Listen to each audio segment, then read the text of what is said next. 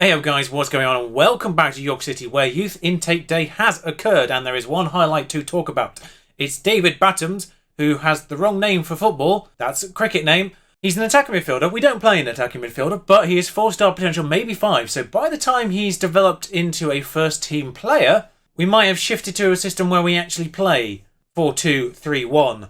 We do actually have that system trained for when we are the vast favourite. I just don't play it because we don't actually have many players that can do that comfortably yet. But David Battams, one for the future.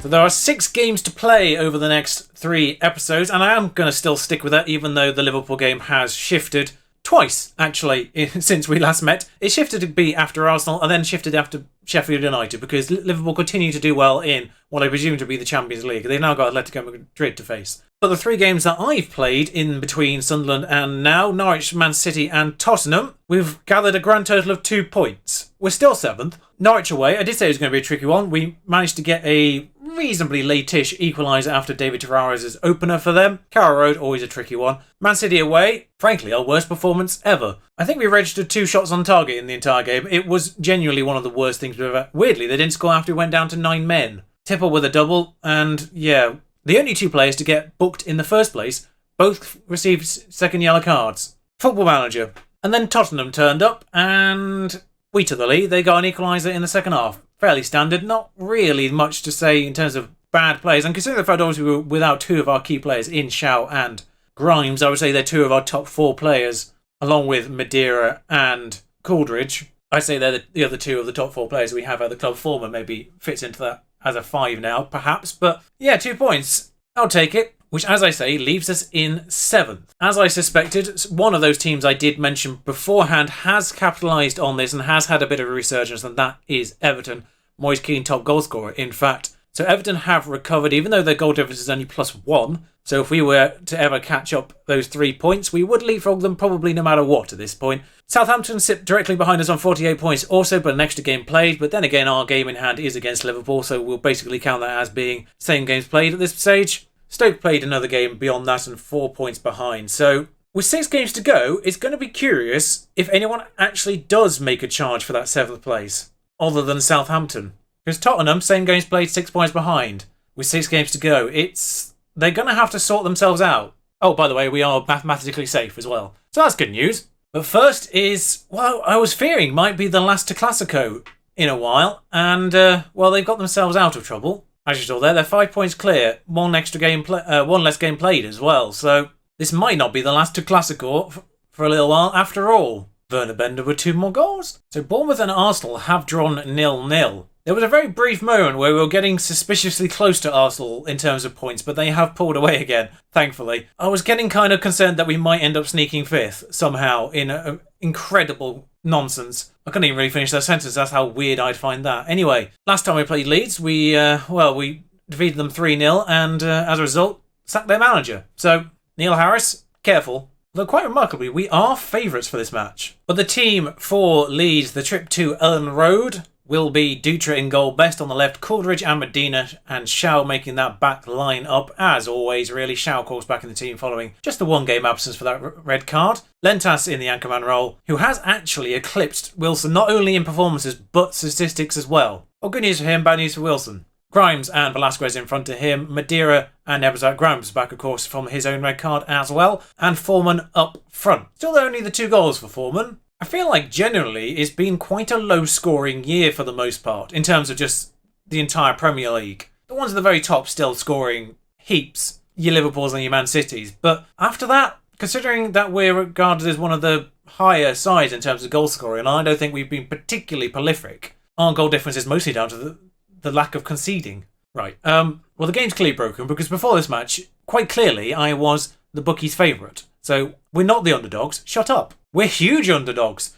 Viewers, what's going on? Anyway, match has started and everyone's in their home kit, which is great news, of course. Red and blue for us and, well, the white kit with the silver rings for them. Velasquez. Don't know why I said it like that. Velasquez to Grimes. Velasquez has been kicking off a little bit. I'm actually a little bit disappointed with Velasquez. He's not developed. Oof. Foreman goes close. Performance-wise, Velasquez tends to be good, decent. Now, he's obviously had a couple of injuries, fairly big injuries, over the last few years. This year, largely unscathed. He's, so far, not had anything that's taken him out for months like he has in the past few years. Shao is on free kicks. I still don't get that. He's not developed the same way players like, well, Shao, for instance, and Madeira have. In that time, even Eversback, I'd argue, has developed better than he has. Oof, I don't know what was going on there, but that was a little bit crazy. This highlight continues. Grimes, forward to Shao now. I'm looking at that switch over there, and he's found it as well. Madeira just doesn't really do anything, just lets Best take it almost. Madeira back on that ball though. And now I'm looking at this side over here where Shao is in all the space. If he can get, well, especially if he can get a through ball there, but Madeira on this left hand side now. Back to Best, space to cross it in for once, and yes, Ebersbach's, well, he's headed that over. But yeah, Velasquez came to me saying he wants a new contract. I can sort of see why. I don't think I've given him a new one once we got to the Premier League, so he's still on his old money wage from the Championship. But honestly, he's not developed enough for me to kind of want. He's still got time on his contract, so it's not like it's running out. And it's a very curious one. I'm very much on the borderline of saying, no, you don't deserve one yet. He's actually could be in line for finding a replacement at this point. But we could always give him a little bit more time, see if he does develop next year perhaps. Obviously those injury setbacks not helping in any way, shape or form as they go close. Obviously stifled his growth in those early years, these younger years. Now he's 21, I think. I say younger years, he's still only 21, so plenty of time. And he does tend to rock up with the 7s on his performances. 6.9 so far from him. I will send them back out. It's 0-0. It's not great work from us so far. That's squared inwards to Lentas where Grimes is on the edge of the box. He's going to have a crack and he's going to have a goal. Not a goal scorer so far as such, but 2 goals for the season for James Grimes. About time he had a goal, frankly, because his performances have deserved a little bit more on the actual stats front. I think his assists probably a little bit higher than his goal scoring as such, but not great by the goalkeeper. There we are, goal for his performances for the season. So we are having the better of this, more possession, more shots in total. Shots on target, not massively more dominant on. And clear-cut chances and half-cut chances, that's not a thing, are just 2-1, so it's not like we're dominated in the chance front just yet either. I know Ebersbach's taking another bruised ankle. Maybe we need to get less injury-prone right-sided players. That's almost gone in. That might be a good save. We didn't get to see that one in 3D. But just going to change both the 6.4ers. One of them injured, one of them just not performing. And considering the fact we've, drawn 2 of the last 3 and look at the opposition in that respect. But, well, let's have a look at this one then, shall we? Potential foot injury. I never like it when it says foot injury. That could be something huge, particularly a red one. That could be a many monther. Lewis Spink has nearly equalised. He was offside, I think, thankfully. And we're not particularly strong in the fullback positions as of this moment either. Something that we'll definitely be looking for in the summer is left and right backs. Well, we've got 2 right backs. A left back naturally is what we're going to need. I'll have to say we proved them all wrong, even though we were bookies' favourite. Ridiculous. We have gone ahead of Everton. They've got the game in hand now, of course, but I'm dreading this. 3 weeks. Well, that's not a foot injury, is it? That's an ankle injury. I mean, at this stage of the season, that's basically the rest of the season. I would say 3 to 5 weeks, I think it actually said in total, but 3 weeks was the conservative positive estimate. That might be the rest of the season. In terms of starting, you might be back from off the bench for the last one. By the way, a quick update on the wage budget now. You may say committed spending is on the high side. Yes, I've made a move in the expiring contract department. We're getting someone in. We're getting an English player who's currently playing abroad. Oh yes. Helping solve that particular issue. But the Premier League TV money has racked up and we nearly have a balance of 50 million, which does not, of course, include the actual money for participating in the Premier League, which will come at the end of the season. We could end up with a fairly hefty transfer budget, particularly if we end up in bloody Europe. Yes, after Richie Smallwood did not agree to be the under-18s assistant manager, the job he vacated to become an actual manager, quite by happenstance, I found out that Andy Bond liked to be an assistant manager. Andy Bond, who played for us in the Vanarama National North, and I think retired at the end of the first year in our save, is back at the club as that under-18s assistant manager. I got sentimental when I saw him unemployed. What can I say? So the second game today is against Brighton. I did kind of forget to mention that, considering the fact it's now no longer Liverpool involved in any way, shape or form today. That'll now be Friday's episode along with West Brom, the final game of the season. Now that we've grabbed the proper full bragging rights in terms of the York-Leeds derby, winning both home and away now, we turn our attention to a team that's been a bit of a thorn in my side as a local rival in my Southampton stream save. They're doing better over there than they are here, but still in the Premier League in fairness, after all this time, Brighton. I say they've been a thorn in the side over there. We haven't actually beaten them yet on this save either yet. So Branislav Ivanovic is their manager, just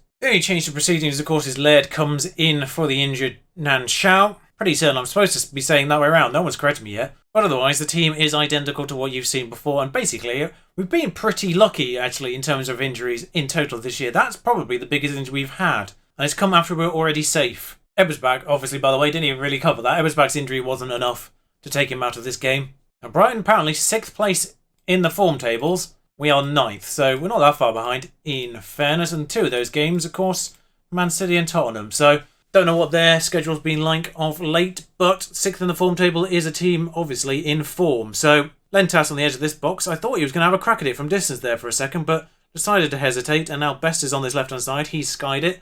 Thank you for that. But we will keep our eyes in the middle of that table, particularly for Tottenham, who are 2-0 up. They're the one most likely to make a late charge, I would say, and currently actually are doing. Played an extra game in this, but now on 48 points to R52 as things stand, closing that gap on Europe spots in general. Madeira, backpoke Ebersbach's waiting. Butland has not kept that out. That is just squeaked over the line. Good lord, I don't think I've ever seen... I mean, I'd love to see the goal line replay. That was an unnecessary backflip from Madeira, but thank you for the flair.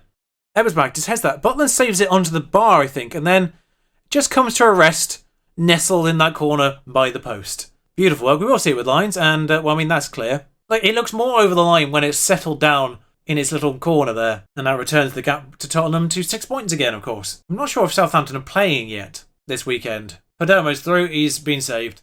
So we start with the throw-in on this right-hand side there, back to Foreman, back to Laird again. Of course, Man United would have played together at Man United together, that pair. Madeira is on the edge of the box, he's had a crack at it, and whew, that's a crack. 15 goals for the season. I did say if Jordi Escobar got to 15 goals, we'd be happy with that performance. Now, obviously, actually, strictly speaking, that might have been actually the biggest injury we've had. That was about 3 weeks for Escobar. Thankfully, after we'd acquired Foreman. So, and Foreman's taken his spot for the rest of the season anyway now. Immediate highlight. Is that Patrick Schick playing for Brighton? I'm pretty certain Locatelli was at very least a FIFA wonder kid once upon a time. I remember playing with him on FIFA at some point. Don't know how long ago it was, but definitely remember him being a FIFA wonder kid. Don't know if he was on FM as well. Madeira, back out to Best, who's cleared number 17, but he's got a lot of work to do at this stage. He's found Grimes on the edge of the box. Lentas has been played towards there, and Laird's on the far side, working his way across. It's gone down as a shot. I'm not sure if it was. Keep it up, lads. I'm going to say keep it up on this one. That is now 31-year-old Patrick Schick, so he's still in his prime, I would say, just, far side of it. But still in a sort of prime period. It's a bit of a surprise to see him at a team like Brighton. Often ends up a sort of like a Tottenham, this kind of Europe challenging kind of Everton level, rather than best of the rest kind of deal. But anyway, Foreman, Coolidge, back out to Lentas. Lentas does seem to be seeing a lot of the ball in this game. I have noticed that. The ball does get played back to him a lot to sort of then orchestrate a new challenge as we try to break down the defences. And, well, Laird's broken that defence, and Butland... I know people like to make a lot of jokes about Jack Butland's quality as such, or lack thereof, but Coolidge here, for some reason playing on right, we must have had a set piece at some point. I've forgotten that part of this build-up. Laird just smashes that in. Was that his weak foot as well? And as we race towards 70 minutes, now I don't really have anyone to bring on in the fullback roles, of course. Littler does exist, and I may just actually push Coolidge out as a result and get Littler on for the only person under a 7. I am noticing Ebersbach is on 70% fitness as well, so we'll get him off now. It's 3-0. No point risking him any more than we need to. Not the most thrilling of days. Only 3 teams have actually scored a goal. There are 7 goals between them, but only 3 teams have scored a goal in today's football. I've now noticed the stats. I've only just noticed them. No clear-cut chances for anyone, but 5 halves. Foreman nearly makes it 4. And that was actually the first clear-cut chance of them all, remarkably. Well, Velasquez has taken a knock after saying he's actually done okay for injury so far. It's a knee injury, but it's only orange, so hopefully he'll be okay. Maxence is the best backup. Mazzala, in he comes. And this may actually be one of the most dominant performances I've seen from us all year. 3-0. Really should have been more. 15 shots at that goalkeeper that were saved. Jack Butland apparently actually saved 17 shots. The maths doesn't add up. Happy with everything we saw in that one. And considering we weren't particularly potent against Norwich, Man City, of course, or Tottenham, in all honesty. So these 2 wins here are actually a little bit more surprising and a little bit more important than it first seemed, probably to you guys. 7 days for Velasquez. He's out of the next match against Arsenal, probably 8 days away. And Grimes with a 9 rating with no goals and no assists. He's very much an orchestrator, even if he doesn't necessarily get the final stat on his page. He only the 5 assists and 2 goals, but he does have 5 player of the matches so far this year in his 31 appearances. 7.36 from the lad. It's nice to have an English Nacelle replacement. But we know what's coming next. This is simply going to be the next 2 games against Arsenal and Sheffield United, who sit mid-table. They, of course, were the team that beat us in the playoffs the year before we actually did end up getting promoted. They managed to stay up, and they look like they're doing okay this year as well. So that's great news on their part. And Arsenal are in 5th. 1 place ahead of us. And no matter even if Everton do beat Arsenal, they will be behind us on goal difference, unless they win 19-0. So I will see you for that Arsenal match and that Sheffield United match tomorrow. Until then, ta-ra.